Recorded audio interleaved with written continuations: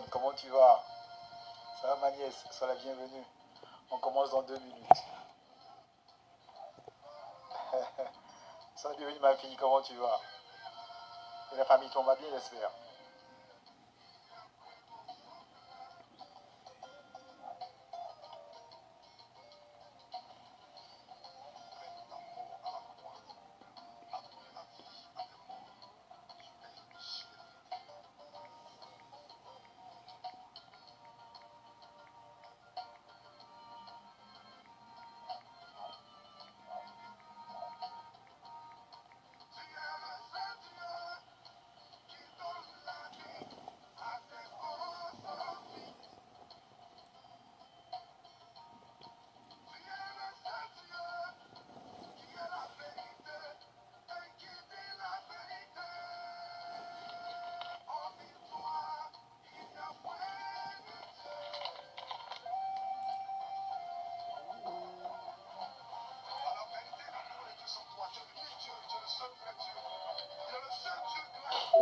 Hello Muriel, sois la bienvenue.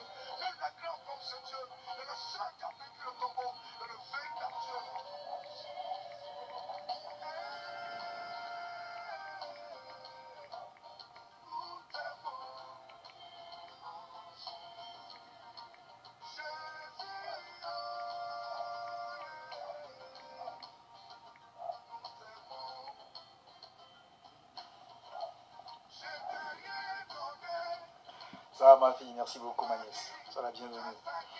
Bon, je pense que là on est déjà trois, donc on peut commencer, après les autres vont arriver. Vu qu'il est déjà 11 h, il est déjà 13 h.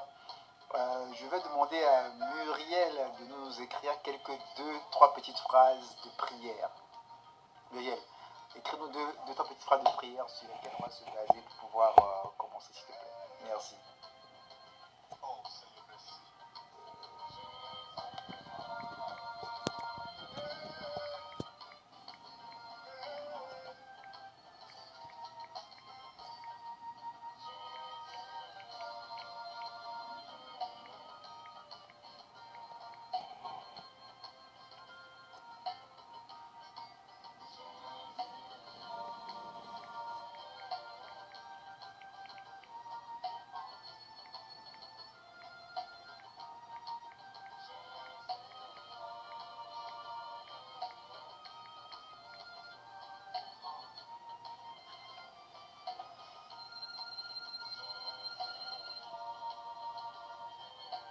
Bon, je vois que Muriel n'est plus connectée. Ou bien, Yvonne, tu veux nous écrire deux trois petites phrases où on va commencer? 2-3 petits mots de prière. Hein, Yvonne, vas-y. À toi l'honneur. Deux, trois petits mots que je vais pouvoir lire et puis on va se baser dessus pour prier et puis commencer.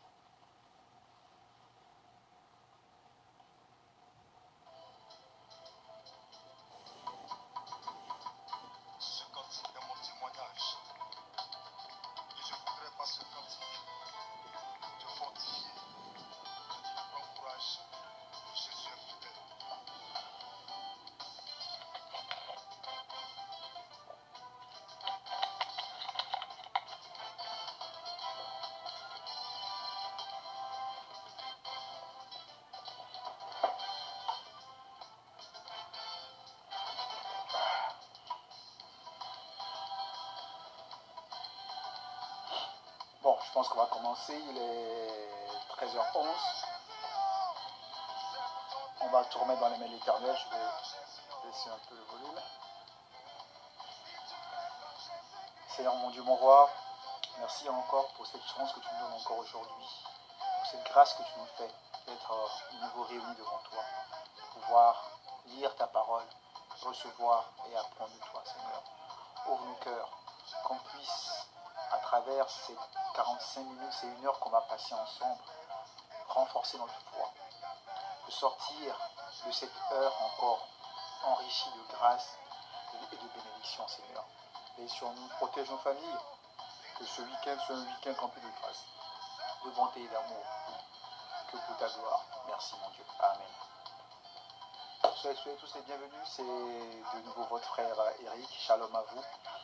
Aujourd'hui, comme je vous l'avais promis samedi passé, à la fin de mon live, coucou Amélie, sois la bienvenue ma belle-sœur. Je pile pas à l'heure. On va commencer maintenant. Donc je disais que samedi passé, je vous avais promis de développer un peu sur les deux brigands qui avaient été crucifiés avec Jésus et Jésus. Donc aujourd'hui, nous allons parler d'eux. Donc dans Luc 23, versets 39 à 43. Shalom ma sœur. Donc je vais le réécrire pour vous. Luc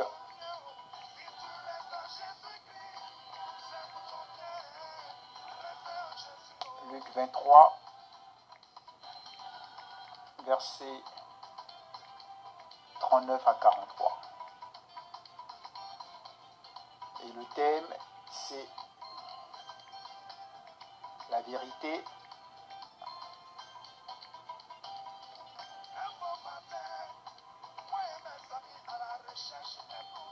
une source de bénédiction. Donc, Luc 23, versets 39 à 43, la vérité, une source de bénédiction. On va lire la parole de l'Éternel. Luc 23, verset 39. L'un des malfaiteurs crucifiés l'injuriait, disant: N'es-tu pas le Christ? Sauve-toi, toi-même, et sauve-nous. Mais l'autre le reprenait et disait: Ne crées-tu pas Dieu, toi qui subis la même condamnation? Pour nous, c'est justice, car nous recevons ce qu'on mérite, ce qu'ont mérité nos crimes. Mais celui-ci n'a rien fait de mal. Et il dit à Jésus: Souviens-toi de moi quand tu viendras dans ton règne. Jésus lui répondit: Je te le dis en vérité, aujourd'hui, tu seras avec moi dans le paradis.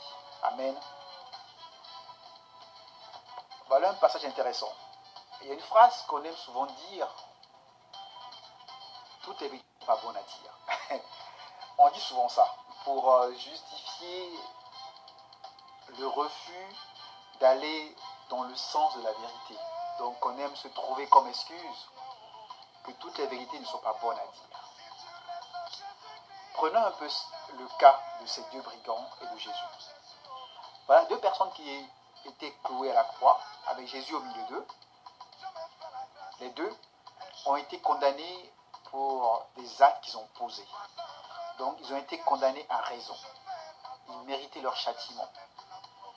Et Jésus au milieu d'eux, qui était condamné alors qu'il ne méritait pas d'être là.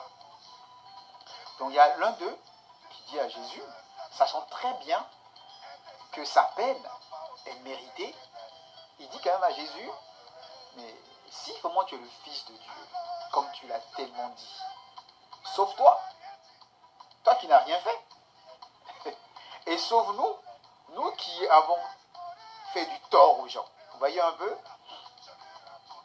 Et l'autre, à côté de lui, aurait très bien pu aller dans ce sens où on aime dire que toute la vérité ne soit pas bonne à dire. Donc l'autre aurait très bien pu se taire, se dire: ça ne me regarde pas, je le laisse, lui et Jésus gérer cela. Dans tous les cas, on est condamné, on va tous mourir. Donc il aurait très bien pu se taire. Rien ne l'obligeait à reprendre son collègue. Il aurait très bien pu ne rien dire, se taire et laisser Jésus répondre. Hello, Rodrigue, sois le bienvenu, c'est où? Sois le bienvenu, mon frère. Donc il aurait très bien pu le reprendre, mais pas du tout. Il aurait très bien pu se taire plutôt, mais il lui a dit, on va le lire encore, mais l'autre, au verset 40, le reprenait et disait: Ne crains-tu pas Dieu, toi qui subis la même condamnation? Pour nous, c'est justice, car nous recevons ce qu'on mérite, ce qu'ont mérité nos crimes. Mais celui-ci n'a rien fait de mal. Amen. Aujourd'hui, je veux qu'on insiste un peu sur la vérité. Bien aimé, voilà une chose qui est source de bénédiction, mais souvent qu'on néglige. Parce que la preuve, après avoir dit ces mots, au verset 42, il dit à Jésus: Souviens-toi de moi quand tu viendras dans ton règne. Jésus lui répondit: Je te le dis en vérité, aujourd'hui tu seras avec moi dans le paradis. Il voulait que Jésus se souvienne de quoi en fait? Jésus, souviens-toi de moi que j'ai été honnête, j'ai été véridique. Et Jésus lui répond: je te le dis en vérité. Jésus aurait très même pu dire, je te le dis aujourd'hui, tu seras avec moi. Je te le dis en vérité. Jésus appuie également sur le mot vérité. Alléluia. Donc ce que je veux faire comprendre à quelqu'un aujourd'hui, est que bien aimé, souvent on est dans des situations, on a l'opportunité de parler. On a l'occasion, on a l'opportunité, on a la grâce de dire ce qui est vrai. Mais on se tait. On se dit, ça ne me regarde pas. Ou on se dit, toutes les vérités ne sont pas bonnes à dire. Des fois, on préfère aller dans le sens des autres pour ne pas briser une amitié ou pour ne pas heurter quelqu'un. Donc, on préfère consciemment se taire. Ce brigand aurait très bien pu se taire. Il savait que Jésus n'avait rien fait. Il était conscient que Jésus était vraiment le Fils de Dieu. Voilà pourquoi il lui dit, quand tu reviendras, parce qu'il savait que il avait dû entendre parler de Jésus, il avait dû entendre parler de tout ce que Jésus avait fait. Donc se retrouver sur la croix aujourd'hui avec Jésus, pour lui c'était mérité. Mais il savait que Jésus n'avait rien fait. Donc non seulement il défend Jésus et il lui dit, quand tu reviendras, il faut te souvenir de moi. Vous voyez un peu? Et là, il a eu la plus belle des récompenses. Jésus lui dit, tu seras avec moi dans le paradis. Quelqu'un qui avait passé sa vie à pécher, qui a commis des crimes, mais parce qu'il a été véridique, il a gagné sa place au paradis. Bien aimé, la vérité est une source de bénédiction. Il y a des gens qui ont eu des vies négatives, mais avant de partir, ils ont été véridiques. Et ça ouvre la porte du paradis. Ça garantit des bénédictions. Bien aimé, ne vivons pas nos vies juste pour plaire aux gens. Il faut avant tout plaire à Dieu. Si ton comportement, si ton silence plaît à celui qui est en face de toi, celui à qui tu veux plaire, mais si ce silence-là ne plaît pas à Dieu, bien aimé, sois véridique. Dis la vérité. On aime appeler cela de l'hypocrisie. Moi, j'irai plus loin. Je dirais même que c'est un frein aux bénédictions. Parce qu'il aurait très bien pu être hypocrite. Il aurait très bien pu, sachant très bien que Jésus n'a rien fait, que Jésus est le Fils de Dieu, il aurait très bien pu aller dans le sens de son camarade et dire, oui, c'est vrai, mon collègue a raison. Si vraiment tu es le Fils de Dieu, sauve-toi et sauve-nous. Ça aurait été être hypocrite, n'est-ce pas? Mais il aurait très bien pu le faire. Et c'est ce qu'on fait souvent, nous, en fait. Face à la vérité, on préfère aller dans le sens de l'autre. On se dit, mon ami dit ceci, ou mon ami dit cela à de telles personnes. Certes, ce qu'il dit n'est pas bien, mais je me tais. Mais qui ne dit rien consent? Ou, je ne me tais pas, mais je l'encourage.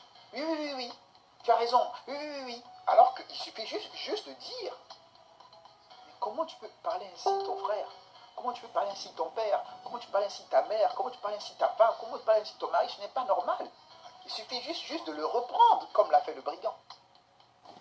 Dire, écoute, mais tout ce que tu portes comme accusation contre ton ami sont des accusations non fondées. Ne dis pas ça. Juste dire ça, en fait. Juste dire, mais ne calomnie pas ton frère. Ou juste dire, mais n'insulte pas ta mère. Elle reste ta mère. Mais on se tait. On est là. Oui. Ah bon? Oui. Et après, dans le dos de la personne, on va dire, ah, tu sais quoi, hier, j'étais avec Louise hier, franchement, elle est impolie. Tu aurais dû voir comment elle parlait à sa mère. J'ai eu pitié pour sa mère. J'ai eu tellement pitié pour sa mère. J'ai même pas pu parler. Mais tu avais l'occasion de parler, en fait. Pendant que ta camarade ou ton ami insultait ou injurait son père, sa mère, en face de toi, ça ne te coûtait rien de dire stop. Ce que tu fais n'est pas bien. Mais au lieu de ça, Tu restes silencieux ou silencieuse. Et après, maintenant, tu dis aux autres, ah, mais j'ai été témoin d'une scène, ça m'a fait froid dans le dos, j'avais mal, j'en ai même pleuré, témoin était méchant par rapport à l'autre. Mais qu'as-tu fait? Qu'as-tu fait en fait? As-tu fait preuve de vérité? Parce que la vérité, c'est une source de bénédiction. Notre Dieu est un Dieu de vérité. C'est pas pour rien que Jésus précise. Je vais relire le verset 43 où il dit, Jésus lui répondit, je te le dis en vérité. Aujourd'hui, tu seras avec moi dans le paradis. Bien-aimé, notre Seigneur nous invite à faire preuve de vérité dans ce qu'on fait. Être véridique envers notre prochain. C'est ça aussi de l'amour. C'est ça aussi aimer l'autre. Faut pas juste qu'on privilégie la relation. Faut pas juste qu'on se dise, si je suis vrai, je vais perdre mon ami. C'est le seul ami que j'ai. Si je suis vrai, je vais perdre ma soeur, je vais perdre mon frère. C'est le seul frère, c'est la seule soeur que j'ai. Non. Mais si tu es vrai, tu gagnes au ciel. Si tu es véridique, tu amasses dans le ciel. Parce que le but avant toute chose, c'est pas de plaire aux hommes, c'est de plaire à Dieu. Parce que si Dieu a créé une situation comme celle-là, c'est pas pour rien. Vous pensez que Dieu a mis Jésus ce jour-là sur la croix avec ces deux brigands pour rien? Dieu planifie toute chose, c'est pas pour rien. Jésus aurait très bien pu être crucifié avec ce brigand qui se moquait de lui. Il n'y aurait pas eu quelqu'un d'autre pour lui dire non, ne dis pas ça. Mais il était crucifié au milieu des deux. Ou il aurait très bien pu être crucifié, il y allait avoir les deux brigands, et Jésus à la droite de celui qui le calomnie. Donc l'autre qui est à la gauche n'allait même pas entendre ce que disait le calomnieur. Vous voyez un peu? Mais ils l'ont mis au milieu. C'est pour qu'on comprenne une chose, que nous devons savoir faire le bon choix. La vérité ou le mensonge. Suivre le monde ou plaire à Dieu. Vous voyez un peu? Suivre la foule ou plaire à Dieu. Plaire à l'homme ou plaire à Dieu. Le malfrat aurait très bien pu dire non, moi je veux plaire à mon collègue. On est des camarades de guerre, on a fait des crimes ensemble, donc aujourd'hui on est crucifiés ensemble. Dans tous les cas, on va tous mourir. Point final. Donc, ce qu'il dit est vrai, je vais aller dans son sens. Mais non. Mais là, au contraire, qu'est-ce qu'il a fait? Il a repris son frère. Il a dit non. Il n'a pas voulu aller dans le sens de son camarade. Il a voulu aller dans le sens de la vérité. La vérité, bien aimé, c'est une source de bénédiction. Donc nous devons comprendre cela. Merci beaucoup Elias, sois le bienvenu. Donc nous devons comprendre qu'aujourd'hui, nous ne pouvons pas baser nos relations personnelles, familiales, nos relations dans nos couples. Nous ne pouvons pas les baser sur du non-dit. Et se dire, toutes les vérités ne sont pas bonnes à dire. Sois le bienvenu Elias, sois le bienvenu mon frère. Donc on ne peut pas dire, toutes les vérités ne sont pas bonnes à dire. Une phrase qui n'est pas dans la Bible, donc c'était comme ça qu'on dit, inventé par les hommes, et aujourd'hui on s'en sert comme excuse. Tu en parles de toi, ton frère, qui fait quelque chose de négatif. Tu es conscient que son attitude le nuit à son entourage, et par ricochet, nuit à votre relation. Qu'est-ce que tu fais? Tu te tais. Tu te dis, ah, toutes les vérités ne sont pas bonnes à dire, je le connais, il a un tempérament assez chaud, si je lui parle, il va s'emporter, ça va finir en casquette, on va se prendre la tête, ça va finir en cacahuète. Donc, étant donné que toutes les vérités ne sont pas bonnes à dire, je me tais. En quoi tu as aidé ton frère? En quoi tu as aidé l'entourage? Parce que vu que ce qui fait nuit à son entourage, en quoi tu les as aidés? Ok? ok, tu vas me dire, je suis allé en parler aux gens pour que d'autres personnes lui parlent. Ok. En quoi le fait d'être passé dans son dos en parler aux gens est en train de l'aider en fait? Parce que sur le coup, tu n'as rien dit. Mais Dieu a créé cette situation précise où tu étais le témoin privilégié. C'est pas pour que tu ne dises rien en fait. Si Dieu t'a mis là à ce moment précis, pendant qu'il disait des choses négatives, c'est pour que tu fasses entrer la vérité dans son cœur. N'est-ce pas? Mais tu ne dis rien.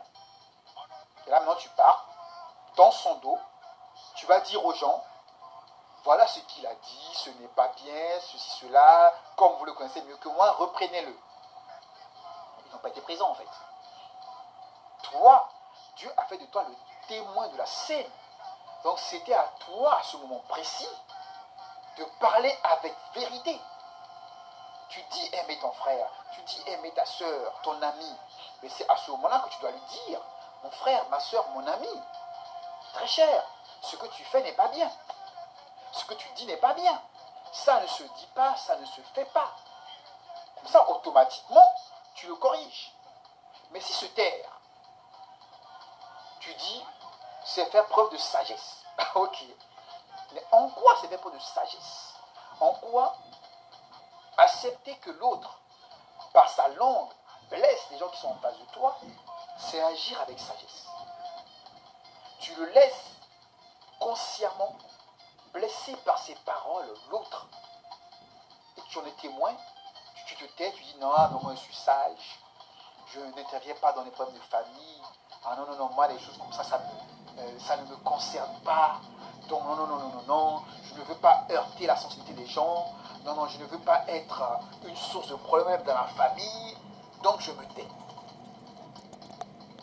Tu as été témoin d'un problème qui a été créé. Tu lui dis, je ne veux pas être une source de problème. Non, le problème existe déjà en fait. Tu ne peux être qu'une source de solution en disant la vérité. Même si peut-être que sur le coup, l'autre ne va pas t'écouter. Mais Dieu t'a écouté et Dieu sait que tu as accompli ta mission. Parce qu'il t'a placé là à ce moment précis, pour un but précis. Bien aimé, relisons encore ce passage. Relisons encore ce passage. On va même aller plus haut. Remontons un peu vers le verset 35, toujours dans le chapitre 23, pour comprendre un peu la chose.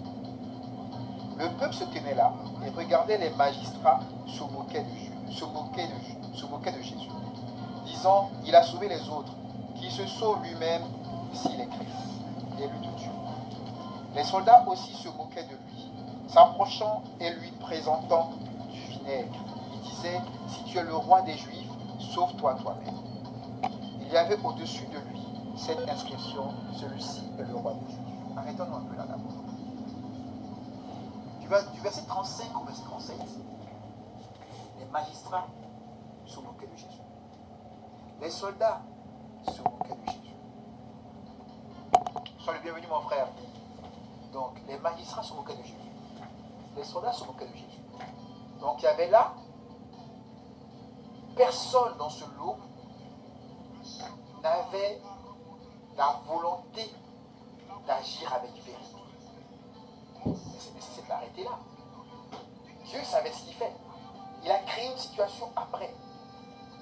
Et voilà maintenant, les magistrats se sont moqués de lui. Les soldats se sont moqués de lui. Et maintenant qu'on le pose sur la croix, avec deux brigands, parce que on va dire les magistrats, à l'époque, mais maintenant, les magistrats, c'est des gens pour qui on a un respect. Parce qu'on se dit, c'est les maîtres de la loi, comme ils s'appellent. Voilà, c'est les maîtres de la loi, donc tout ce qu'ils disent est vérité. Donc personne ne peut aller contre ce que disent les magistrats. Donc les magistrats se moquaient de lui, personne ne pouvait aller contre cela. Sandro, salut, bienvenue mon frère. Les soldats, c'est les maîtres des armes, c'est eux qui tiennent l'arme, c'est eux qui dirigent l'armée, c'est eux qui contrôlent le pays et qui sécurisent le pays. Donc personne aussi ne peut aller contre eux. Donc pendant que les soldats se moquaient de lui, Bonsoir Franchin, comment tu vas? Donc pendant que les soldats se moquaient de lui, pendant que les magistrats se moquaient de lui, personne ne parlait. Tout le monde allait dans le sens des magistrats et des... Ah, je viens de recevoir un petit cœur de mon cœur. Merci ma femme. Donc, maintenant, Dieu crée une situation où des brigands, c'est-à-dire ceux pour qui la société n'a aucun respect, les condamnés à mort. Voilà, il y a 2 condamnés à mort avec Jésus, sont sur la croix avec lui. Il y a un des condamnés à mort, on va continuer de lire. L'un des malfaiteurs crucifié l'injuriait, disant, n'es-tu pas le Christ? Sauve-toi toi-même et sauve. Alors que plus bas, plus haut plutôt, au verset 35, les magistrats disaient, il a sauvé les autres, qui se sauve lui-même s'il est Christ. Donc sauve-toi. Christ, tu es Christ, il faut te sauver, ce que disaient les magistrats. Et les soldats, si tu es le roi des Juifs, sauve-toi toi-même. Sauve-toi toi-même Christ. Donc, il allait dans le même sens que les magistrats et les soldats. Donc le brigand aussi, coucou mon cœur. Donc les brigands aussi faisaient, ce brigand disait la même chose. Amen, amen, amen, amen. Merci beaucoup Sandro. Le brigand disait la même chose que les magistrats et disait la même chose que les soldats. Et si moi tu es Christ, tu es le Fils de Dieu, il faut te sauver, on va voir. Et là maintenant, le deuxième brigand, qu'est-ce qu'il dit? Mais l'autre le reprenait et disait, ne crains-tu pas Dieu, toi qui subis la même condamnation? Donc ce qui veut dire que le deuxième brigand a repris tout le monde en fait. Parce que tous ces gens, les magistrats se sont moqués de Jésus. Les soldats se sont moqués de Jésus. Le brigand s'est moqué de Jésus. Ils sont tous allés dans un seul et même sens. Mais si moi tu es le Fils de Dieu, sauve-toi, on va voir. Donc lui, brigand, laissé pour condamné à mort, va à l'opposé de tous ces gens-là. Et il dit, pour nous, c'est justice. Car nous recevons ce qu'ont mérité nos crimes. Mais celui-ci n'a rien fait de mal. Bien aimé. Les magistrats qui, depuis des mois, voulaient tuer Jésus, savaient que Jésus n'avait rien fait de mal. Les soldats qui l'ont crucifié savaient très bien qu'à un moment donné, Pilate a lavé sa main, a dit, gérez, c'est pas mon problème. Donc, ça veut dire qu'il n'avait rien fait de mal. Donc, eux tous, ils avaient la vérité en face. Ils ont refusé d'agir avec vérité. Et c'est un brigand qui dit, pour nous, c'est justice. Car nous recevons ce qu'ont mérité nos crimes. Mais celui-ci n'a rien fait de mal. Et il dit à Jésus, souviens-toi de moi quand tu reviendras dans ton règne. Jésus lui répondit, je te le dis en vérité, aujourd'hui, tu seras avec moi dans le paradis. Amen. Bien-aimé,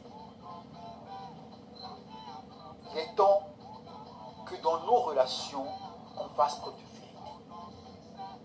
Il est temps, bien-aimé, que avec les uns les autres, qu'on puisse agir et parler avec vérité.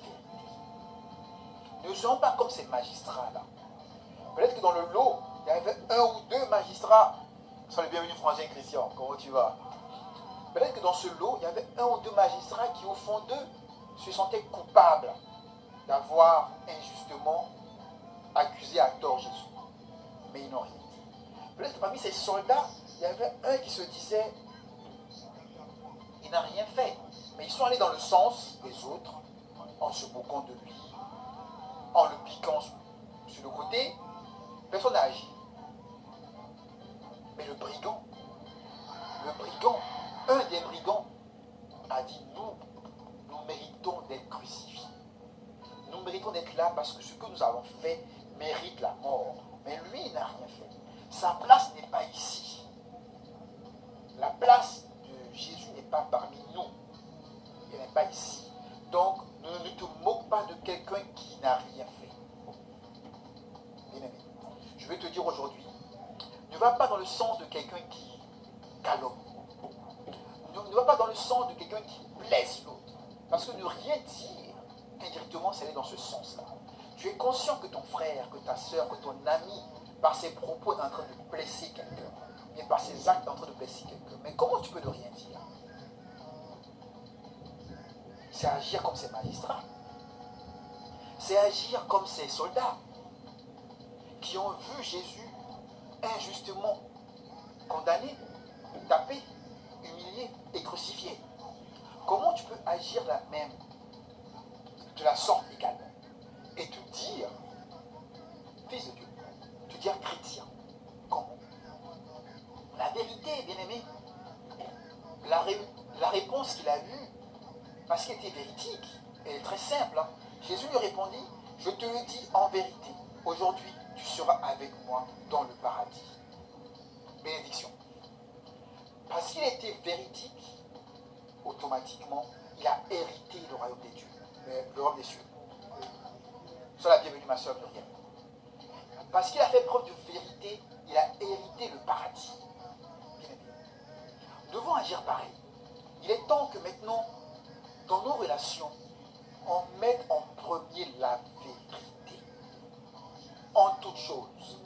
Et qu'on arrête de dire comme excuse, toute vérité n'est pas bonne à dire. Tout dépend de comment tu le dis. Si tu dois dire une vérité en te lançant dans des insultes, bien sûr que ce n'est pas bon à dire.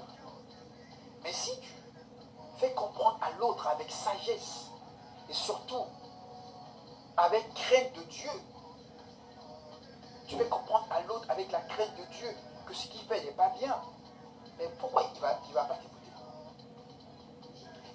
Même si sur le coup il ne t'écoute pas, mais parce que tu agis comme Dieu voulait, Dieu va travailler en lui. Et quand il va être, sois la bienvenue grand soeur Lolita, quand il va être seul dans son coin, Dieu va travailler en lui les mots que tu lui as dit, il va y repenser. Donc il est important qu'en toute chose, on fasse preuve de vérité. Parlons avec vérité, bien-aimés. Parlons avec droiture, avec justice. Peu importe la situation dans laquelle on est. Il faut qu'on ait le courage, je dirais même pas le courage, il faut qu'on ait la crainte de Dieu. Parce que j'aime bien ce passage où il dit cela, le deuxième brigand. Ne crains-tu pas Dieu, toi qui subis la même condamnation? Parce que comment tu peux craindre Dieu et mentir? Comment tu peux craindre Dieu et te taire? Comment tu peux craindre Dieu et voir ce que ton frère fait de négatif et ne rien dire? C'est dans ce sens en fait qu'il parlait. Ne crains-tu pas Dieu? Toi tu es là, tu as été condamné à juste titre.